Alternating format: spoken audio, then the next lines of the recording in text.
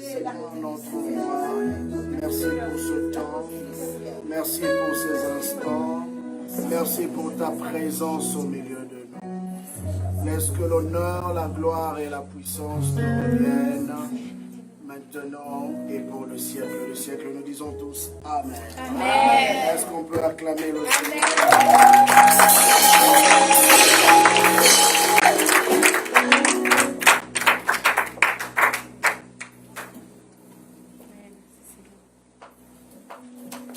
Gloire au Seigneur. Alors, tel que nous sommes debout, nous allons prendre nos Bibles.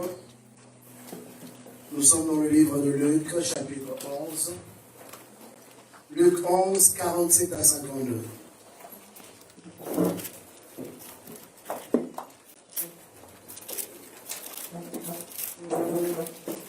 Luc 11, 47 à 52. Alors, je veux lire. La Bible dit ceci. Malheur à vous, parce que vous bâtissez les tombeaux des prophètes et que vos pères ont tués. Vous rendez donc témoignage aux œuvres de vos pères et vous les approuvez. Car eux, ils ont tué le prophète et vous bâtissez leurs tombeaux. C'est pourquoi la sagesse dont Dieu a dit, je leur enverrai des prophètes et des apôtres. Ils tueront les uns et persécuteront les autres, afin qu'il soit demandé compte à cette génération du sang de tous les prophètes qui a été répandu depuis la création du monde, depuis le sang d'Abel jusqu'au sang de Zacharie, tué entre l'autel et le temple. Oui, je vous le dis, il en sera demandé compte à cette génération. Malheur à vous, docteurs de la loi, parce que vous avez enlevé la clé de la science. Vous n'êtes pas entrés vous-même et vous avez empêché d'entrer ceux qui le voulaient. Seigneur, merci pour ta parole. Ce matin, je sais que tu vas parler à un homme, tu vas parler à une femme. Je m'abandonne entre tes saintes mains, que je ne sois qu'un simple instrument par lequel tu vas révéler ta pensée. C'est ainsi que nous t'avons prié, nous disons tous Amen. Gloire à Jésus. D'entrée des jeux, je voudrais simplement dire que mon thème de ce matin, c'est un thème qui va sembler un peu bizarre. Mais vous allez comprendre pourquoi ce thème. Mon thème de ce matin, c'est si simple que comment tuer la voix prophétique. Amen. Comment tuer la voix prophétique. Toute cette semaine, j'étais en prière, j'étais en train de réfléchir par rapport à ma dernière intervention ici, à la vision que le Seigneur m'avait donnée. Et pendant que je méditais là-dessus, c'est là que le Seigneur est venu déposer ses pensées dans mon cœur. Et depuis, j'ai commencé à travailler là-dessus.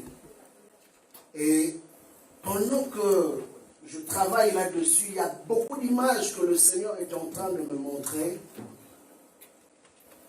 Et ces images, je crois que ce matin, si tu le comprends, cela va peut-être te sauver d'un problème majeur. Cela va peut-être te délivrer d'une situation. Tu vas comprendre, c'est pourquoi je dis tu vas comprendre au fur et à mesure que nous allons évoluer. Comment tuer la voix prophétique? Ce n'est pas une question que Dieu se pose. Ce n'est non plus une question qu'une église normale peut se poser.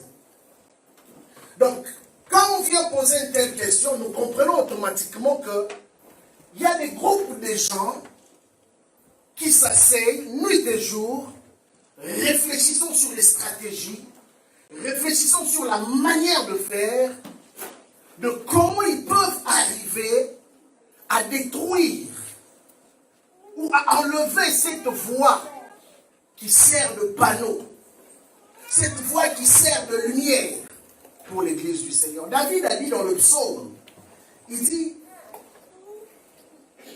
ta parole est une lampe à mes pieds. Et David savait que sans la révélation de la parole de Dieu, quoi qu'il qu'il ait été aux yeux des hommes, dans la vraie réalité, il n'était rien. Et David a prié, il dit non, ne me retire pas de ton esprit parce que je sais une chose. C'est ton esprit qui m'emmène à la compréhension de ta parole. Or, la parole, c'est elle qui me donne la direction de comment je dois me conduire pendant mon pèlerinage sur cette terre des hommes. Mais bien aimé, pendant que David réfléchit de comment il devait recevoir la révélation de Dieu pour sa bonne marche sur la terre, il y a aussi quelqu'un qui réfléchit. Ah oui, depuis le jour où tu as dit au Seigneur Jésus-Christ, sois le Seigneur et le Sauveur de ma vie, tu es devenu son ennemi, cette personne. Et Jésus n'a cessé de le répéter dans son parcours. Et j'aime comment Jean explique cela dans son premier épître. Il dit, le Fils de l'homme est apparu pour détruire les œuvres du diable. Le diable est plus que conscient du danger qu'il encourt en laissant un homme et une femme libres. Le diable est plus que conscient du danger qu'il encourt en laissant une église marcher selon la volonté de Dieu. Voilà pourquoi, bien-aimés, ne vous étonnez pas de voir tous les scandales que l'ennemi est en train de créer par-ci et par-là. Parce qu'il sait que la meilleure façon pour empêcher les gens de porter leur oreille à écouter encore la voix qui crie dans la maison de Dieu, c'est en souillant cette voix. Et quand il arrive à souiller la voix, il détruit automatiquement la valeur même de la voix. Bien, mais nous allons constater dans la vie, nous aimons souvent écouter des gens qui sont des exemples. Un homme qui n'est pas un exemple dans la vie, même quand il te donne des conseils, souvent qu'est-ce que nous disons? Ah, toi-même tu ne l'as pas vécu, comment tu peux venir me conseiller? Toi-même quand on regarde ta vie, ce n'est même pas un exemple. Mais comment tu peux me conseiller? Et c'est ce qui arrive souvent.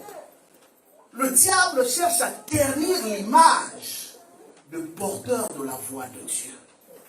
Eh bien, mais ce matin, nous allons comprendre toutes les stratégies que le diable élabore, nuit et jour, par ses agents, par un système bien établi. Je écoutais encore les infos. Je sais que pour ceux du moins qui sont des vrais chrétiens, ils savent ce qui est en train de se tramer et de se passer dans nos nouvelles. Et j'ai vu même des pasteurs qui sont sortis de leur camp. J'ai vu des hommes, des chrétiens qui sont tellement fâchés. Le monsieur Aouda va se permettre de dire ceci. Le médecin qu'on utilise là pour nous raconter l'histoire de la Covid tous les jours. Le monsieur va dire une parole personnellement qui m'a irrité. Il dit ceci. On lui pose la question, il dit, mais comment se fait-il que vous voulez réduire la capacité des gens qui doivent venir dans les églises, cependant, vous laissez faire les théâtres, les cinémas et tout le reste? Écoutez sa réponse. Il dit, mais oui, la raison pourquoi nous voulons réduire la capacité des gens qui doivent venir dans les assemblées, c'est simplement parce que dans les théâtres, les gens sont disciplinés. Je vous dis, ce n'est pas qu'on m'a raconté, j'ai suivi moi-même. C'est pourquoi j'ai dit, ça m'a irrité. S'il aura l'occasion de me suivre, qu'il me suive. Il dit parce que dans les théâtres et dans les cinémas, les gens sont disciplinés. Quand ils vont dans les théâtres, on sépare 2 mètres. Après le culte, et quand ils finissent... J'ai dit le culte, je suis habitué au culte. Quand ils finissent leurs affaires de spectacle, chaque personne va dans son bord.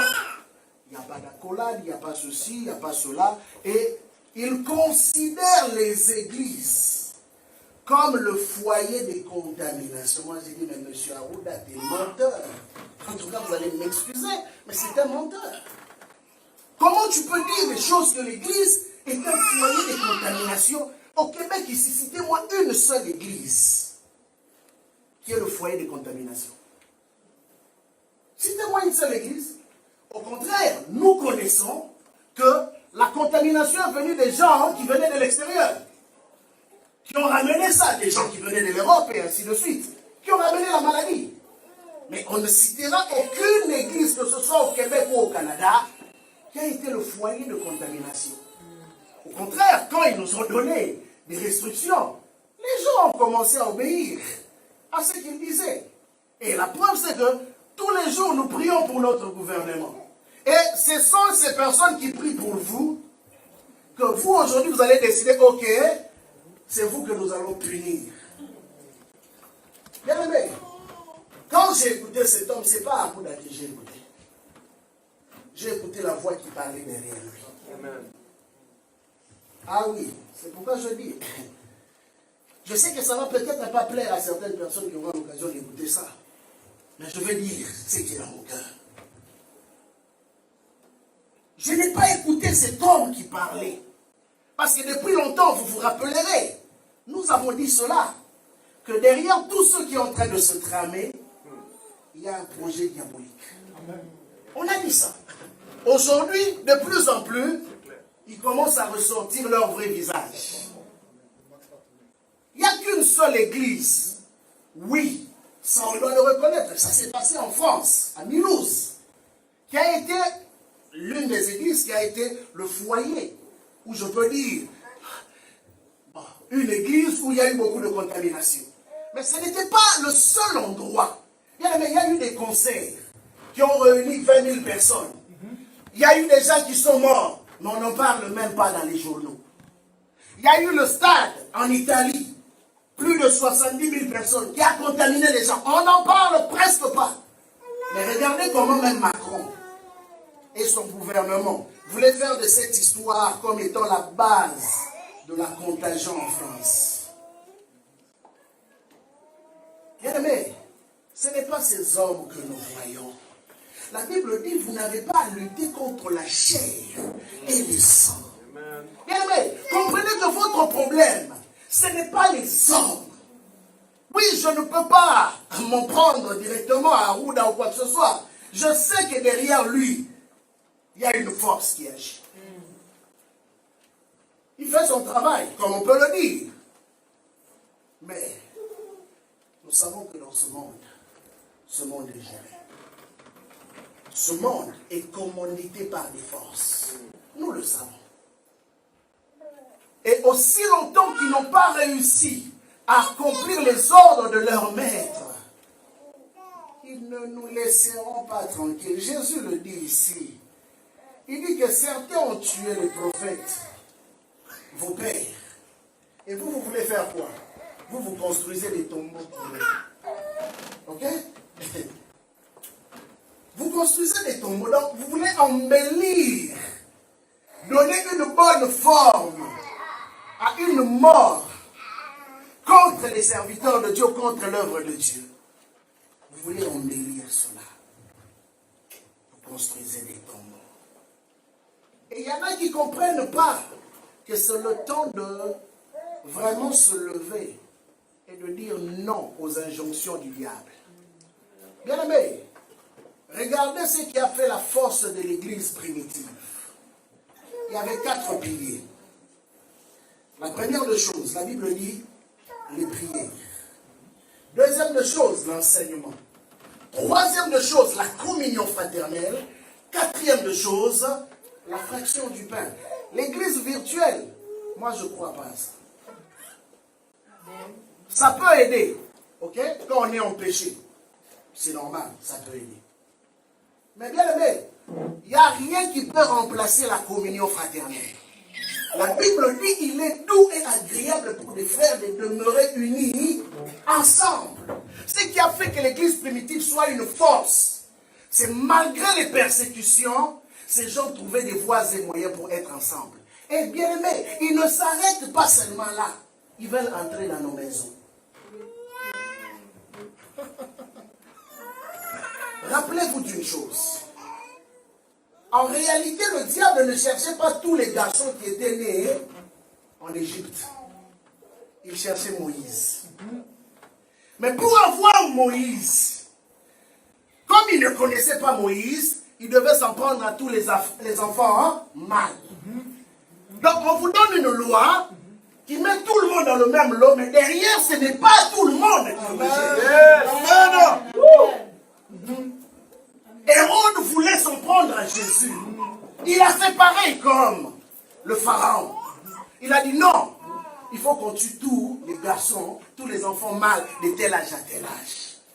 Mais en réalité, son problème, c'était Jésus. Bien aimé, chaque fois que tu lèves ta voix pour prier, tu déranges. Chaque fois que tu élèves ta voix pour chercher la face de Dieu, il y a un plan diabolique que tu détruis. Amen. Et l'ennemi n'est pas content. Amen. Amen. C'est pourquoi je te dis, bien aimé, ne pense pas que tu vis la vie en rose. Comme je connais un magasin qui s'appelle La Vie en Rose. Ça, c'est la vie en épine. Ce n'est pas la vie en rose. La Bible dit, je vous enverrai. C'est Dieu qui envoie les prophètes et les apôtres. Vous tuerez certains et les autres, vous allez les persécuter. C'est Dieu qui le dit. Bien, mais ne te contente pas d'une belle salle. Le combat, c'est plus que la salle. Les combats, c'est ce qui se passe dans la sphère spirituelle. Et c'est ce que le diable recherche, contrôler notre système. Voilà pourquoi ils veulent faire de nous aujourd'hui leur cobaye. J'ai posté une photo. Je ne sais pas si dans la boîte il y a là, ancien, toi qui as emmené la boîte, si c'est écrit. Vérifiez-moi si dans la boîte là c'est écrit. Il y a un message du gouvernement qui dit ceci. Et ça c'est officiel.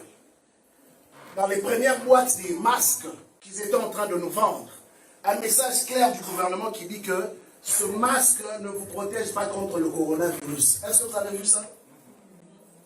Officiel. Ça ne protège pas. Mais maintenant la question que moi je me pose, monsieur le gouvernement, toi qui nous imposes à mettre ces masques, on n'a pas de problème, j'en ai là, mon masque est là, si vous pouvez voir.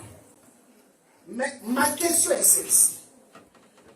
Vous nous imposez à mettre les masques, et vous-même vous venez nous dire que vos masques ne nous protègent pas contre la maladie. Alors ça sert à quoi? Il y a un spécialiste, un médecin canadien, qu'on a reçu dernièrement sur la chaîne CTV. Et on lui pose la question par rapport à cette maladie. Vous savez, sa réponse était quoi? Il dit, moi je suis un spécialiste. Et je peux vous rassurer que cette maladie n'est pas pire que la grippe normale et ne tue pas plus que la grippe normale. La grippe que nous avons tous les jours là, ça tue plus que cette maladie. Alors lui-même, spécialiste et médecin, se donne de l'ampleur que les médias essaient de mettre sur cette maladie. Bien aimé, finalement on écoute qui? Qui dit vrai, qui dit faux? Le docteur Raoul nous a ramené pour nous dire, oh, c'est un petit problème, prenez juste la chloroquine. Vous avez entendu qu'est-ce qui lui est arrivé, non? Trump lui-même dit, moi je prends la chloroquine. Un homme controversé, mais je l'aime bien. Il dit, moi je prends, moi j'ai pas de problème. Il est en bonne santé, il prend la chloroquine. Eux-mêmes, les Français interdisent ça, ils enlèvent ça de leur pharmacie, mais ils emmènent des tonnes et des tonnes de chloroquine qu'ils donnent à leurs militaires. Quelle contradiction! Quelle contradiction! Mais finalement, c'est quoi qu'ils recherchent derrière tout ça? Ah, ils ont dépensé des millions. Parce que leur objectif, c'était de vous emmener un fameux vaccin. Alors, dans ce vaccin, finalement, s'ils se battent à ce point pour nous imposer un vaccin, qu'est-ce qu'il y a finalement dans ce vaccin-là? Il y a de quoi se poser la question. Qu'est-ce qu'il y a dans ce vaccin qui fait en sorte qu'ils veulent à tout prix que nous puissions l'avoir? Bien aimé, je m'aurais te dire une vérité. Le diable ne t'a jamais aimé et ne t'aimera jamais. Si beau que tu peux paraître, si belle que tu peux paraître, il ne t'a jamais aimé. La preuve, c'est que, ici dans la Bible, Jésus nous montre que même les religieux qui venaient prêcher par rapport à la loi de Moïse, des pharisiens et des scribes, habités par l'esprit du diable, avaient pour premier ennemi les vrais prophètes de l'Éternel. Bien aimé, quelqu'un qui est dans le faux n'aimera jamais quelqu'un qui est dans le vrai. Voilà pourquoi je dis toujours aux gens, tu ne peux pas me dire que moi je suis chrétien mais mes grands amis sont des païens. Tu te trompes. Tu te trompes. Parce que finalement, qu'est-ce qui va se passer? Il y a une balance. Soit c'est toi qui les attires, soit c'est eux qui vont finir par t'attirer. J'ai vu des hommes qui avaient des valeurs, qui avaient des principes. Pour s'être associés à des personnes qui n'avaient pas les mêmes valeurs, ils ont fini par commencer à faire des choses qu'ils refutaient autrefois. La Bible dit, la mauvaise compagnie corrompt les bonnes mœurs. Vous savez que dans la vie, tout est question d'esprit qui gouverne dans un milieu. L'esprit, on ne le voit pas, parce que l'esprit est un souffle. Tu peux dire que, oh, il n'a pas d'influence sur moi, il fait ses affaires, moi je fais mes affaires. Mais bien aimé, j'aimerais te dire, toute personne avec qui tu fais association, hein, dégage une atmosphère. S'il marche avec Dieu, c'est une atmosphère de bénédiction. S'il ne marche pas avec Dieu, tu ne vas pas comprendre que malgré les prophéties que Dieu t'a données, malgré les visions que tu as eues, tes affaires commencent à bloquer. Les choses ne marchent plus comme ça devrait marcher. Simplement pourquoi? Parce que tu as eu à faire des mauvaises associations. Et vous allez comprendre que la grande stratégie de l'ennemi pour tuer la voie prophétique, c'est de nous emmener à faire des mauvaises associations.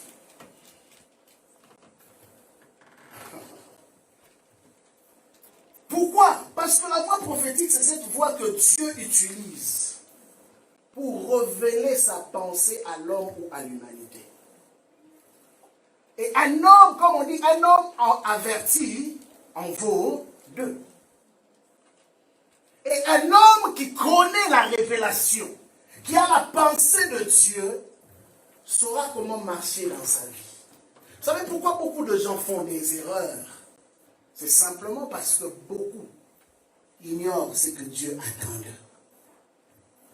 Beaucoup font des mauvais choix parce qu'ils ignorent ce que Dieu attend d'eux. Voilà pourquoi quand Satan a vu les vrais prophètes se lever, Satan aussi a suscité le cœur des hommes pour tuer la voix de ces prophètes. Le premier qui a été tué, c'était la personne d'Abel. Et Abel a été tué par une personne qui le connaissait très bien. Une personne qui ne pouvait même pas imaginer que celui-là pouvait me tuer. Vous savez, souvent, et Jésus l'a bien expliqué, il a dit quoi? Vous aurez pour ennemi qui? Les gens de votre propre maison. Vous savez pourquoi? Souvent, nous n'arrivons pas à accepter ce fait-là. Parce qu'il y a le côté émotif qui nous lie aux membres de nos familles. Mais Jésus a dit clairement que vous allez avoir pour ennemi, numéro 1, pas ton ami, pas les gens de l'extérieur, mais les gens qui vous connaissent bien, qui vous ont vu naître, qui vous ont vu grandir. Voilà pourquoi à Nazareth, la Bible dit que Jésus n'a pratiquement rien fait. Il n'a même pas fait des miracles. Les Jésus remplis d'onction, les Jésus tout-puissants, les Jésus capables de tout. Mais il arrive à Nazareth, il ne fait rien. Bien aimé, je peux avoir toute l'onction du monde. Si vous ne croyez pas à la grâce que Dieu m'a donnée, vous ne pouvez rien recevoir de moi. C'est ça qui est la vérité. Mais bizarrement, la même personne j'irai ailleurs. Les gens qui vont croire, ils vont recevoir. C'est comme ça que le monde spirituel fonctionne. Et Abel a été le premier prophète à être tué par qui? Son propre frère. Simplement pourquoi? Parce que Dieu avait agréé son offrande. Parce que simplement Dieu l'avait agréé. Et son frère est devenu jaloux. Jaloux de son frère. Comment un frère peut être jaloux de son frère? Alors il s'est dit non, comme Dieu l'a agréé, ça veut dire que Dieu l'aime plus que moi, il a plus de privilèges que moi. Alors, ce que je veux faire, je veux le tuer comme ça, et moi et Dieu, nous allons le perdre. Or, ce que Caïn avait oublié, c'est que Dieu ne perd jamais dans un combat. Amen. Amen, amen. Il a tué son frère, mais la Bible dit que son sang a continué à parler. Un sang qui n'est jamais mort. Parce que Moïse va emmener une révélation pour dire ceci, que la vie de l'homme se trouve où? Dans son sang. Dans son sang. Donc lui, il a tué le physique, mais il n'a pas tué l'esprit. Parce que Caïn était un prophète. Et dans le livre de l'Apocalypse, la Bible nous dit qu'il y a des prophètes qui continuent à crier vengeance, vengeance. C'est pourquoi il y a des gens, même après avoir commis des bêtises contre des personnes qui avaient la grâce de Dieu, leur vie ne reste jamais tranquille. Parce qu'il y a une voix qui crie devant le trône de Dieu. Et c'est ce qui s'est passé. Ils ont tué ce prophète. Ils ne se sont pas arrêtés là. Caïn est mort. Et il y en a eu plusieurs autres prophètes qui sont venus après. Et Abel, merci. Je vois que vous suivez. Il y en a eu plusieurs autres qui sont venus après. Ils ont fait pareil. Et bien aimé, vous savez encore, la mort d'un autre prophète qui m'a le plus choqué, c'était Ésaïe. Ésaïe, cet homme qui a eu un long ministère, un puissant ministère, on nous dit dans son histoire que Ésaïe a été scié en deux. Scié. Donc on te tue là. Ah bien aimé, on est bien. Hein? Non, sérieux. Hein? Vous savez même quand Haroud parle, ça m'énerve, mais je dis on est bien. Non, sérieux. Ils étaient dans les prisons, chicotés, tabassés à mort. Ils se cachaient pour prier. Ils se cachaient pour faire le travail de Dieu. Des fois, ils étaient laissés à nu, affamés, dans la maladie, des fois brûlés même comme l'apôtre Jean, par l'huile bouillante. Mais ces hommes n'ont jamais abandonné leur appel. Et vous savez tout ça, pourquoi le diable le fait? C'est pour nous intimider. Parce que quand le diable réussit à vous intimider, vous savez qu'aujourd'hui, juste à cause de ces choses qui se passent, il y a des personnes qui ont commencé à se résigner. Ah oui. Il y a des personnes qui ont commencé à dire, ils ont parlé. Comme les médias. Donc ils croient plus maintenant aux médias qu'à la parole de Dieu.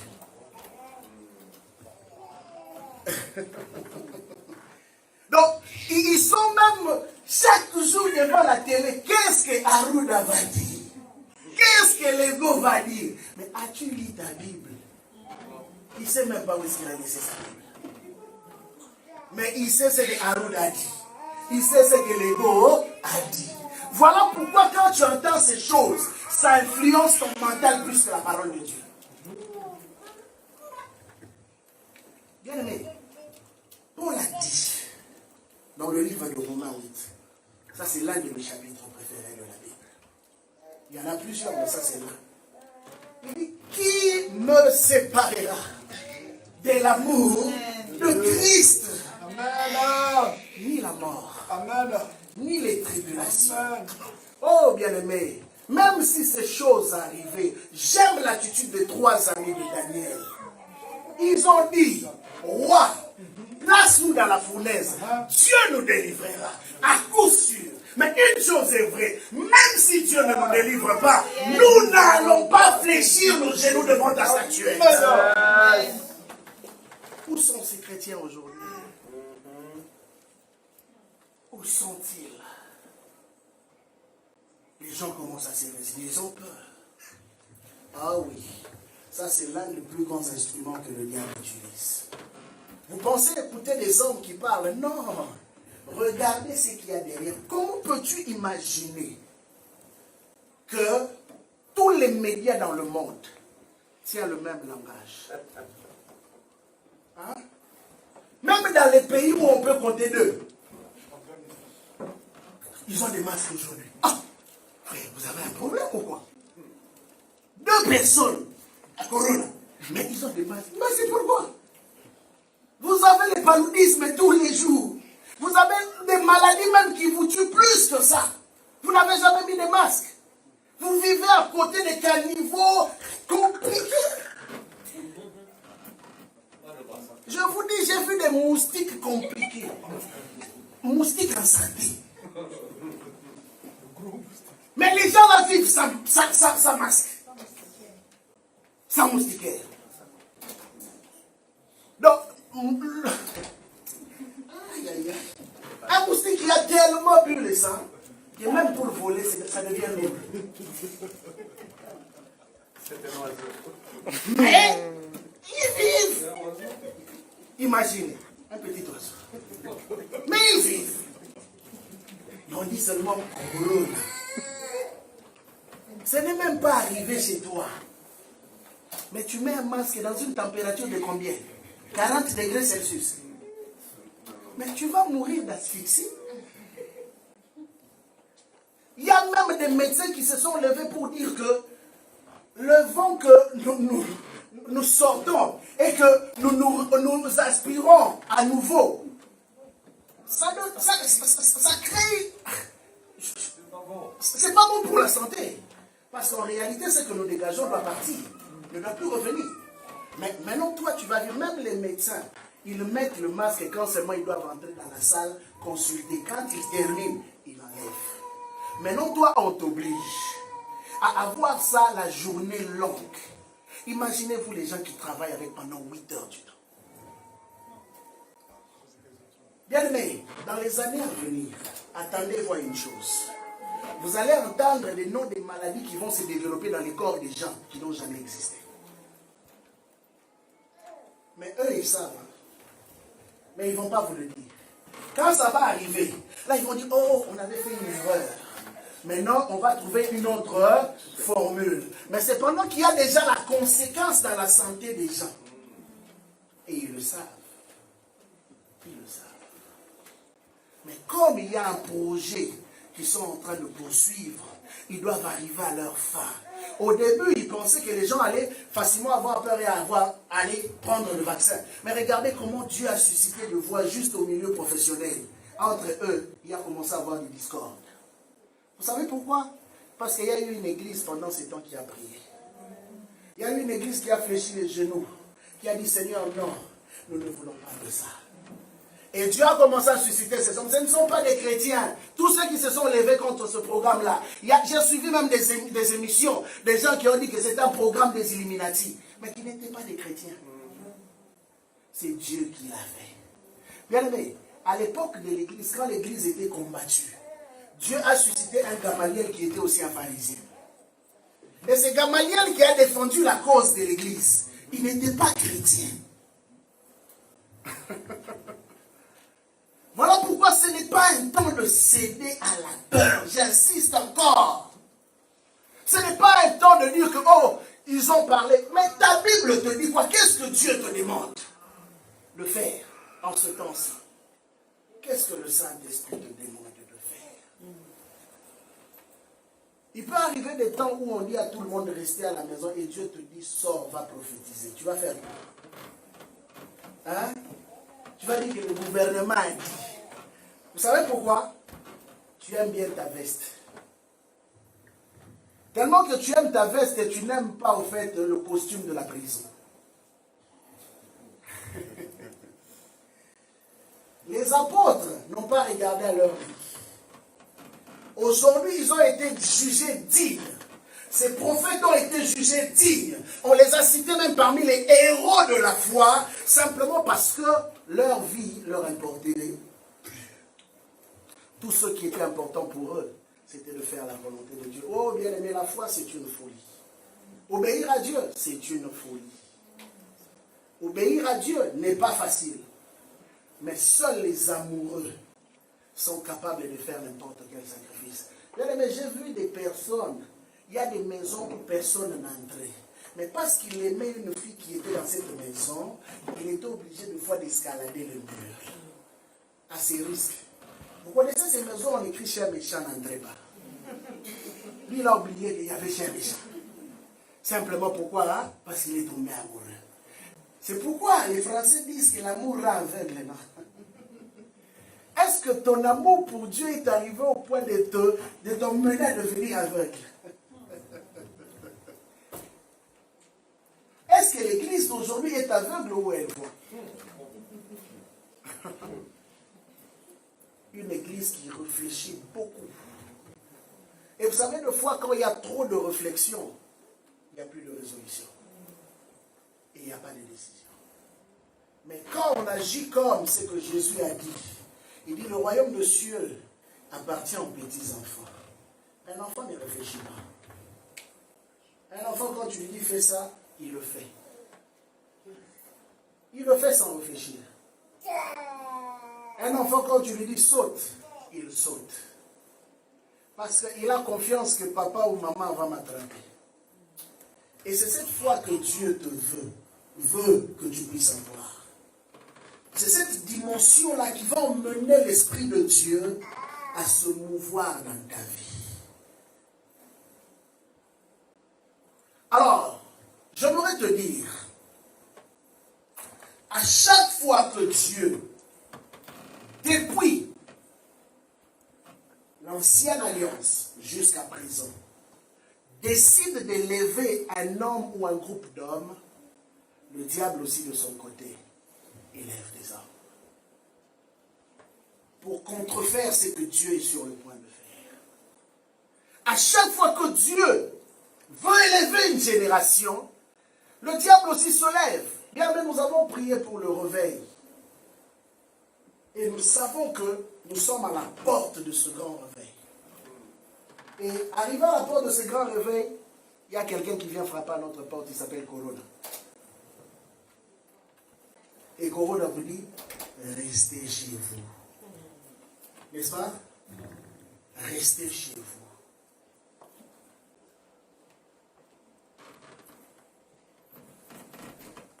C'est un temps difficile.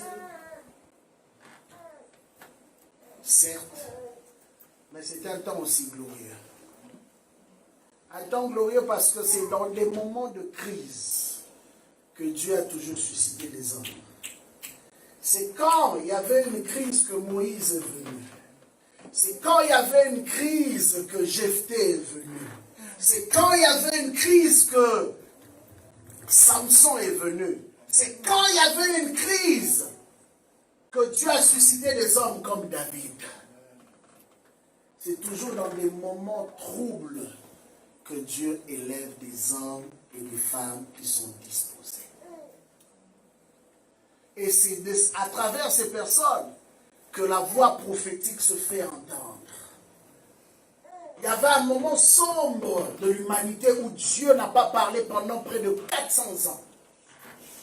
Et du coup, Dieu va susciter un homme qu'on a appelé Jean le Baptiste. Et cet homme a commencé à prêcher. Il n'avait qu'une seule phrase. Répandez-vous, car le royaume des cieux est proche. Mais les gens ne le comprenaient pas. Certains le prenaient pour un fou. Il faisait des choses d'une manière inhabituelle. Oh bien-aimé, si tu veux que Dieu t'utilise aussi d'une façon inhabituelle, commence à faire aussi des choses inhabituelles. Si tu veux que Dieu répande son onction sur toi, vis aussi d'une manière inhabituelle. Le confort ne réussit pas dans le royaume de Dieu. Si tu es confortable, Dieu ne peut pas t'utiliser. Ces hommes qui ont été utilisés ont laissé tomber leur confort. Ils étaient occupés. Ils étaient les pères des familles, ils étaient les mères des familles. Ils avaient des responsabilités. Mais Jésus leur a dit, viens et suis-moi. Viens et suis-moi. Où est-ce que tu vas m'emmener, Jésus? Viens seulement et suis-moi. Ce que j'aime avec Jésus, c'est que Jésus ne donnait pas de réponse à toutes les questions. toi, tu vas avoir des réponses à toutes tes questions avant de suivre Jésus. Tu poses des conditions à Jésus. Seigneur, si tu veux que je te suive, donne-moi des garanties. Bien-aimé, tu auras des bonnes garanties. Donne-moi des garanties, Seigneur. Je ne vois pas clair dans ma vie. Oh, commence à le servir et tu verras clair. Commence à le servir. N'attends pas demain. Parce que demain ne t'appartient pas. C'est aujourd'hui qui t'appartient.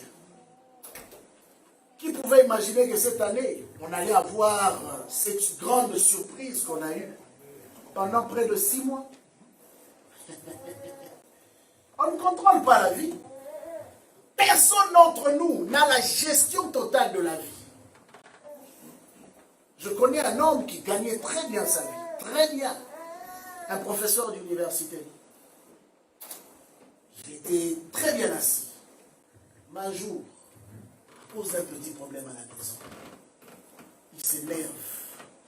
Et quand il s'énerve, malheureusement pour lui, sa santé commençait déjà à prendre des coups, mais lui ne savait pas. AVC.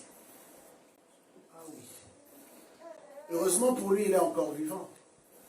Mais le même homme que j'ai vu en 2000 et 2001, quand je l'ai revu en 2014, c'était l'ombre de lui. L'homme marchait maintenant avec une canne. Il ne savait plus bien marcher, même parler. Il a perdu l'usage du langage. Il a perdu son foyer, il a perdu son travail. Il vit maintenant des assurances jusqu'à la fin de sa vie. Mais un grand professeur, très intelligent. Quand je l'ai vu, je n'en revenais pas. Mais c'est ça la vie, pour dire que ce que tu peux faire là, fais-le comme Dieu te demande de le faire. N'attends pas demain. N'attends pas. Demain appartient à Dieu. Le diable a pour objectif de t'emmener à décaler ou à retarder ce que Dieu veut faire avec toi maintenant. Voilà pourquoi il te donne des raisonnements logiques de la vie. Oh bien, mais la vie n'est toujours pas logique. Ah oui. Tu vas constater que tous ceux qui ont réussi dans ce qu'ils ont fait, c'est parce qu'à un moment donné, ils ont décidé de vivre dans les logiques des choses. Quand je dis dans les logiques, pas dans les mauvaises choses. C'est-à-dire à contre-courant. Et on nous enseigne en science que le poisson ne nage pas dans la même direction du courant quand il est sous l'eau. Il nage dans le sens contraire. Et même l'avion, pour que l'avion décolle à un niveau plus élevé, il va dans le sens contraire du vent. Même les scientifiques ont compris cela. C'est ce qui fait que l'avion puisse prendre une plus forte hauteur. Eh bien, mais comprends aussi dans ta vie, Dieu qui t'appelle ou qui t'a appelé, qui veut faire de nouvelles choses avec toi, attends que tu fasses certains sacrifices. Et c'est par ce sacrifice qu'il va pouvoir manifester ce qu'il a prévu pour ta vie. Alors, je vais aller rapidement. Nous avons dit ce matin, notre thème c'est comment tuer la voix prophétique. Ça c'était une introduction que je vous ai donnée. Le diable a un laboratoire des renseignements. Un laboratoire qui étudie chaque homme. Même quand tu ne le vois pas, il y a des gens qui t'étudient, qui connaissent tes forces, qui connaissent tes faiblesses. Il y a un homme de Dieu qui a fait une expérience un jour. Dieu l'emmène en vision. Et dans cette vision, on lui montre des types d'éléments. Et du coup, qu'est-ce qu'il va voir? Il se voit lui-même dans la vision. Pendant qu'il marchait, il y avait toujours des ombres qui le suivaient. Ah, Maintenant, ils ne comprenaient pas. Pourquoi ils me suivent partout où je vais? Alors l'ange qui marchait avec lui dans la vision lui fit comprendre ceci. Il lui dit, tu vois ces démons-là, ce sont des démons que le diable a spécifiquement assignés pour toi. Et ils vont te suivre tout le restant de ta vie. On ne dit pas qu'ils vont te posséder, mais ils vont te suivre. Ils vont t'observer. Ils vont connaître tes faiblesses. Le jour où tu commettras une erreur et que tu tombes, ils viennent. Parce qu'ils ont été assignés pour toi. Alors toi, fais attention. Prends garde à toi et tombe pas. Voilà, cela se conclut par ce que l'apôtre Pierre dit. Il dit que votre adversaire, le diable, rôde comme un lion rugissant, cherchant qui dévorer. Il est constamment là. Comment? Tu ne vas pas me dire que le diable est autour de chaque personne parce qu'il n'est pas omniprésent. Ok? Qu'est-ce qu'il fait? Il envoie ses démons. Et ces démons sont là tout autour. Même quand tu ne les vois pas, ils t'observent. Ils regardent ce que tu aimes. Ils regardent comment tu te comportes. Ils regardent qui tu côtoies. Voilà pourquoi Jésus a été capable de discerner le diable à travers les paroles de Pierre. Le même Pierre, un jour avant, qui a dit, tu es le Christ. Et Jésus a dit, tu es heureux, Simon, fils de Jonas. Ce n'est pas la chair et les sangs qui t'ont révélé ces choses, mais c'est mon Père qui est dans le ciel. 24 heures après, Simon va lui dire que Dieu ne va pas permettre que tu puisses mourir. Jésus le regarde. Arrière de moi, Satan. Je t'ai déjà vu. Mais combien de fois es-tu capable de découvrir ou de discerner la voix de l'ennemi dans la bouche des gens? Dimanche passé, nous avons parlé du discernement. Combien de fois es-tu capable d'entendre Satan parler par la bouche des gens? Combien de fois es-tu capable de savoir que non, ça ce n'est plus lui qui parle. Ce n'est non plus l'Esprit de Dieu. Ça c'est Satan. Combien de fois? Et c'est important, bien-aimé, que tu sois capable de discerner les voix qui te parlent. Il y a la voix de Dieu, il y a la voix du diable et il y a ta propre voix. Tu dois être capable de discerner les voix qui te parlent. Alors, comment arrive-t-il à le faire? À étouffer la voix prophétique. Comme il sait qu'un homme qui a été choisi par Dieu, qui marche avec le Seigneur, il sait qu'il ne peut plus rien faire contre toi. Voilà pourquoi quand Balak envoie Balaam pour maudire le peuple d'Israël, Balaam lui répond en lui disant ceci: je ne peux pas maudire un peuple que Dieu a béni. C'est impossible, bien-aimé.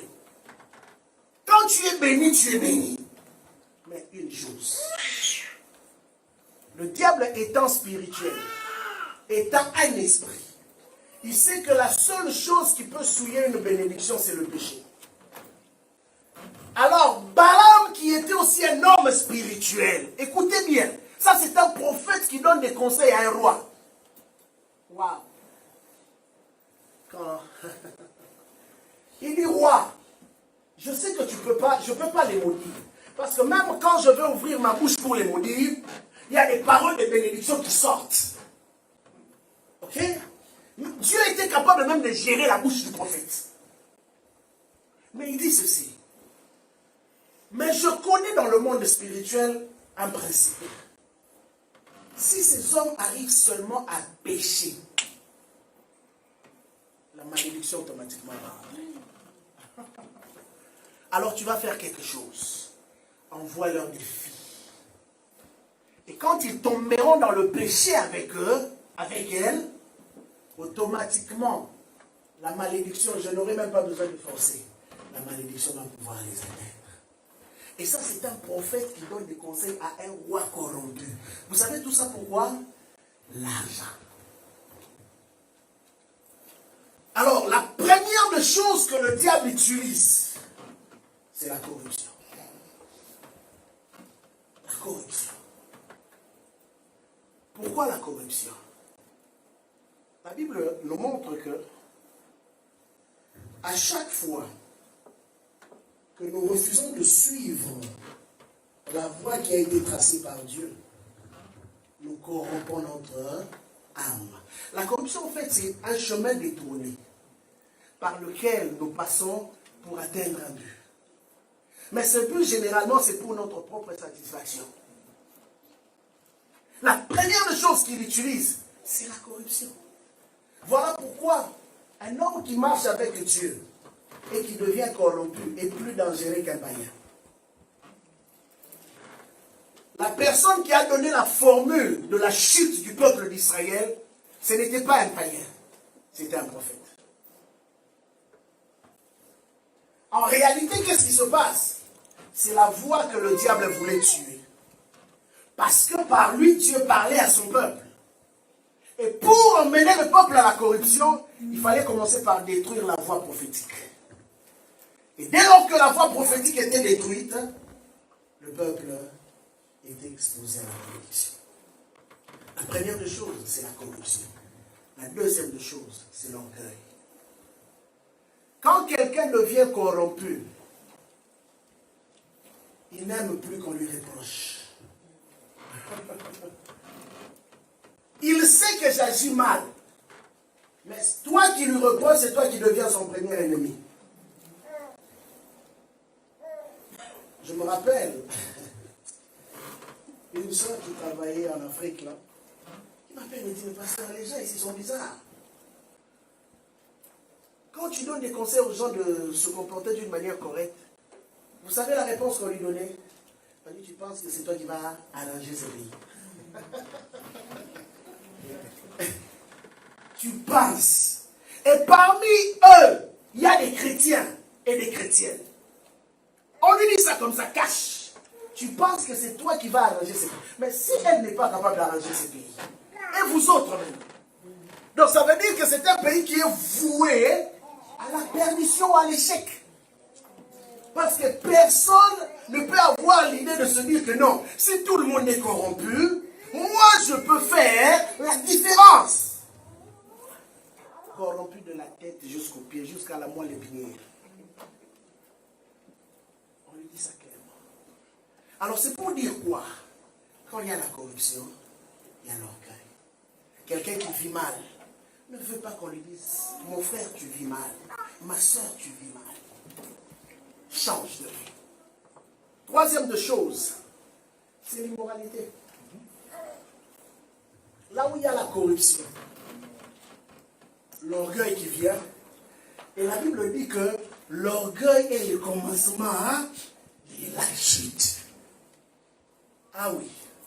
Et la Bible ajoute encore que Dieu résiste aux orgueilleux. Ne t'en fais pas. Tu peux penser que oui, personne ne peut me reprocher, personne ne peut me dire quoi que ce soit parce que moi je suis arrivé. Ne t'en fais pas. Il y a quelqu'un qui te montrera que tu n'es jamais arrivé. En fait, ce n'était qu'une illusion. Tu pensais être arrivé, mais tu n'es jamais arrivé. Et la troisième des choses à laquelle les hommes sont livrés, c'est l'immoralité. C'est là que vous voyez que les gens n'ont plus de frein. Une vie sexuelle déréglée. Les gens n'ont plus peur du mal. On peut même utiliser des versets bibliques pour justifier un mal, pour justifier un péché. Eh bien, dès lors que dans une assemblée, je me remets encore de l'emphase, dès lors que dans une assemblée, l'immoralité sexuelle prend sa place, automatiquement, cette église spirituellement meurt. La Bible dit que celui qui s'associe ou qui couche avec une prostituée devient une seule chair, n'est-ce pas? Alors imaginez maintenant le nombre de démons qui sont dans les corps de ces personnes avec qui tu vis dans l'immoralité sexuelle parce que quand on parle de l'immoralité, ça veut dire que tu n'as plus de frein. Il n'y a plus de limite. Alors qu'est-ce qui va se passer? Ces démons-là vont entrer en toi et tu vas les transporter et tu vas vouloir maintenant les répandre auprès de tous ceux qui vont te côtoyer. Il y a un homme qui m'a dit quelque chose. Il m'a dit pendant un temps, on lui avait donné la responsabilité de conduire une église dont le pasteur n'était pas disponible parce qu'il faisait un autre ministère ailleurs. Mais il dit, pasteur, je ne comprenais pas. Dans cette église-là, on ne fait qu'enseigner les jeunes filles. Je dis, qu'est-ce qui se passe? On prêche la parole, je me casse la tête. Mais jour après jour, on a engrossé. Jour après jour, oh, tels sont tombés. Il dit, mais finalement, qu'est-ce qui est en train de se passer? Quelques temps après, un scandale. Le vrai problème, c'était quoi? Lui-même, le pasteur, vivait dans l'immoralité. Et c'est cet esprit, même à distance, où il était, qu'il répandait dans toute l'assemblée. Allez-y comprendre, bien aimé. Voilà pourquoi la Bible dit que la mauvaise compagnie corrompt les bonnes mœurs. Faites attention de qui vous fréquentez. Parce que les personnes que vous fréquentez pourront avoir une influence sur votre destinée. Beaucoup de vies ont été détruites comme ça. Bien aimé, j'ai connu des hommes sérieux, des femmes sérieuses qui ont changé plus tard pour avoir fréquenté de mauvaises personnes. Mais eux-mêmes ne comprennent pas. J'ai dit que le monde est géré par le spirituel. Tout homme que tu côtoies, tout homme que tu écoutes, déverse en toi une portion de l'esprit qui est derrière lui. Voilà pourquoi Jésus n'avait pas toléré à Satan qui parlait par Pierre de lui parler. C'est pourquoi il a dit, arrière de moi. Bien, mais par moment là,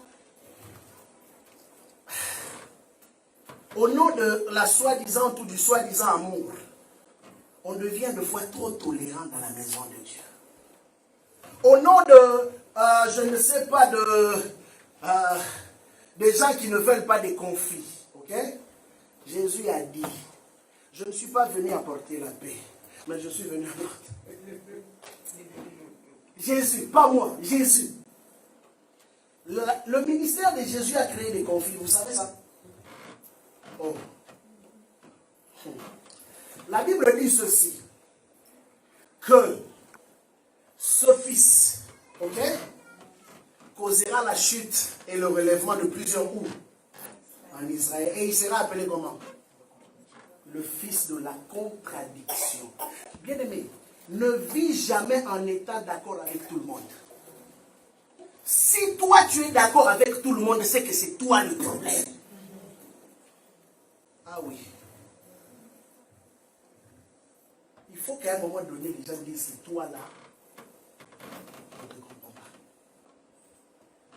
Toi là, tu n'es pas bon. Oui, c'est là que toi-même tu vas comprendre que, ah, là c'est bon.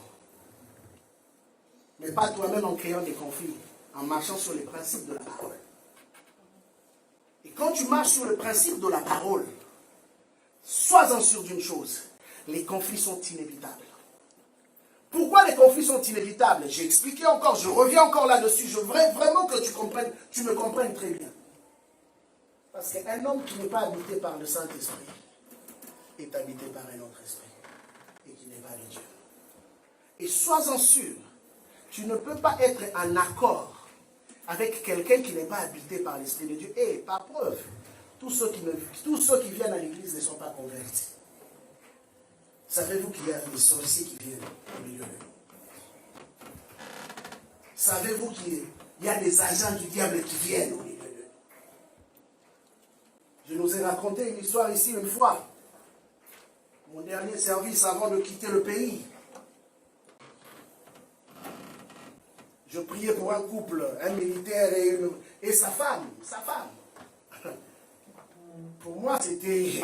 Je priais. La femme tombe pour ne jamais plus se relever. Elle s'est relevée après 30 minutes. Et quand elle se relève, on l'amène dans la permanence. La femme a commencé à faire des confessions.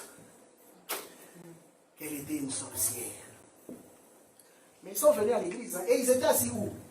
Parmi les premières chaises.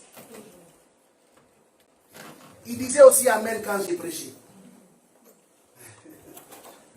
Mais après, elle va confesser qu'elle était une sorcière. Je vous dis, le militaire, l'homme qui tient l'arme, a commencé à transpirer. Il s'est rendu compte que depuis tous ces temps, j'ai épousé une sorcière militaire. Ce jour-là, il n'y avait pas d'arme. Bien aimé, que Dieu vous donne le discernement.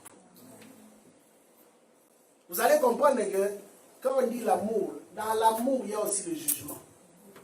Ah oui. Quatrième chose, c'est la cupidité.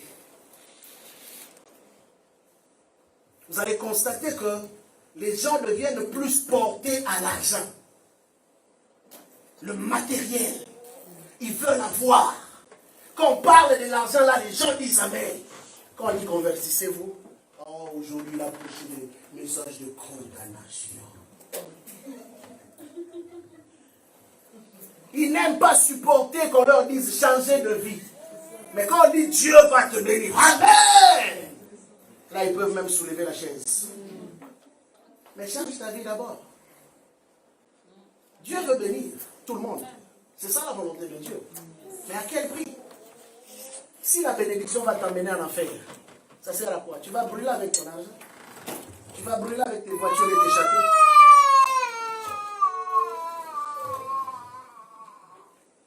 La cinquième chose, je vais conclure par là aujourd'hui, on va continuer dimanche prochain, c'est l'idolâtrie. L'idolâtrie. C'est de là qu'est née les fausses religions. On a substitué Dieu à des images où les gens commencent à se prosterner derrière. On a commencé à faire des invocations des anges, des saints. Je ne sais d'où viennent ces choses. Mais quand nous retournons bien dans l'histoire de l'humanité, on a appelé ça en d'autres termes de la nécromancie. La nécromancie, c'est l'invocation des morts. Or, dans la loi, Dieu avait interdit au peuple d'Israël d'invoquer les morts. Et comment se fait-il que, imaginez un peu, des hommes sensés qui ont étudié et qui savent lire, ils ont lu, Dieu a interdit qu'on invoque les morts. Mais parce qu'un prêtre s'est tenu devant et leur a dit, on va invoquer Saint-Pierre. Toi, si tu invoques Saint-Pierre, viens, Saint-Pierre. Tu invoques qui? Maman Marie. Or, Jésus a dit, tout ce que vous demanderez quoi? En mon nom. Pas un autre nom. Pas au nom de Marie. Pas au nom de je ne sais quel saint.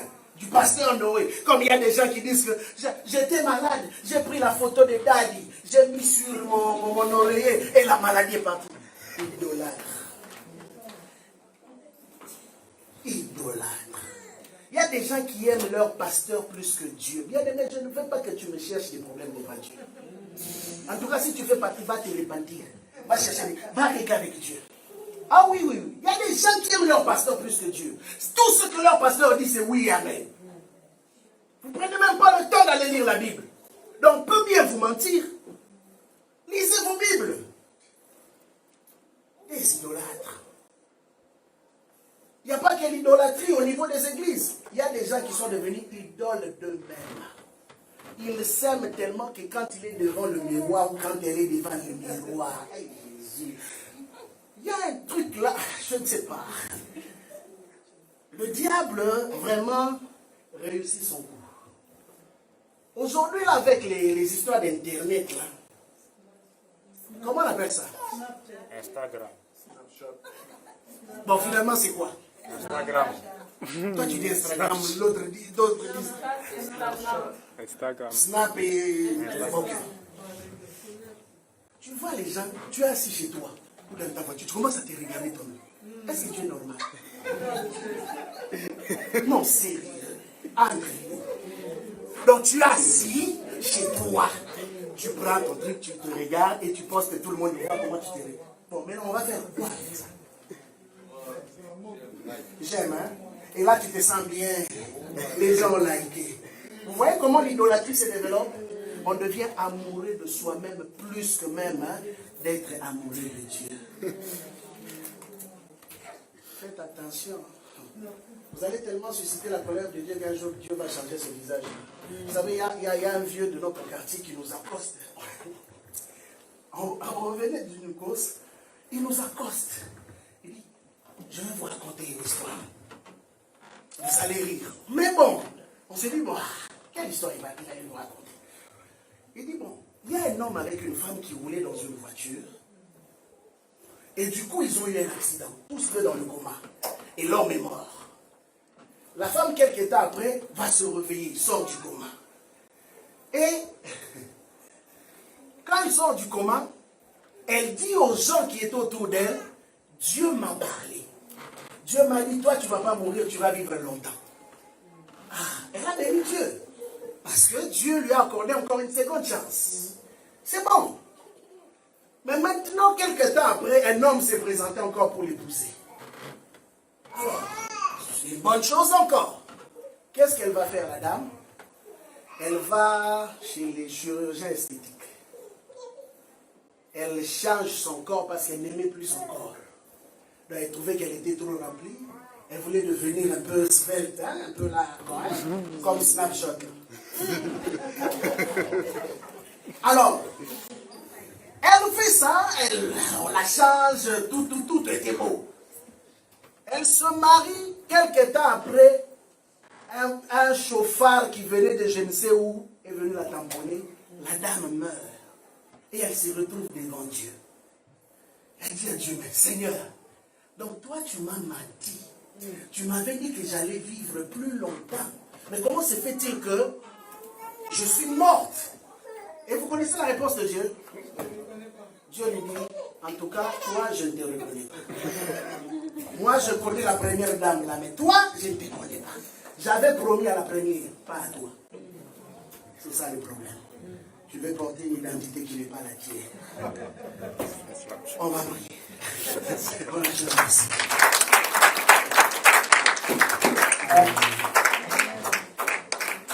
On va prier.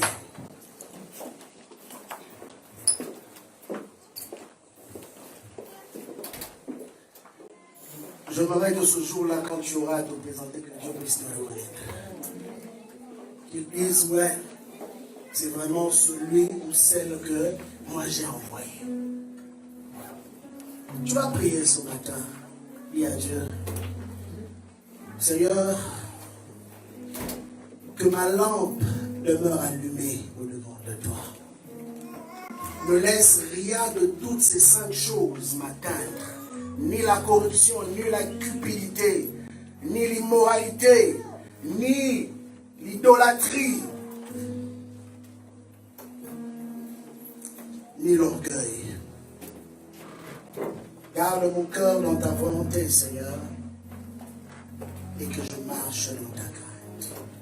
Peux-tu simplement élever ta voix et faire cette prière avec moi ce matin? Élève ta voix, Seigneur.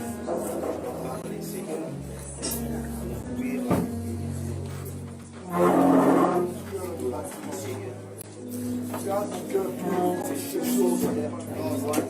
Garde mon cœur pour toi,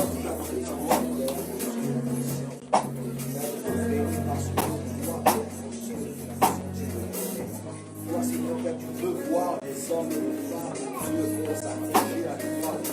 Seigneur, tu veux entendre ta voix et obéir simplement à toi et à ta voix. On te présente plein de choses, Père, mais tu cherches des hommes, Père, Père, qui seront fidèles, Père, aux Dieu, qui ne céderont pas, Seigneur éternel. Que je ne sois pas cet homme, Père, au Dieu qui cède, mais que je sois celui, Père, au Dieu, Père, qui reste ferme, Père, au Dieu, qui s'éloigne, Père, des mauvaises pratiques, s'éloigne de la moralité, Seigneur, Père, au Dieu, ma vie,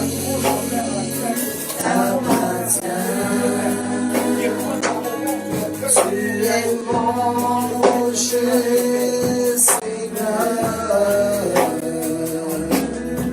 Ma vie t'appartient. Tu es mon abri, Seigneur. Ma vie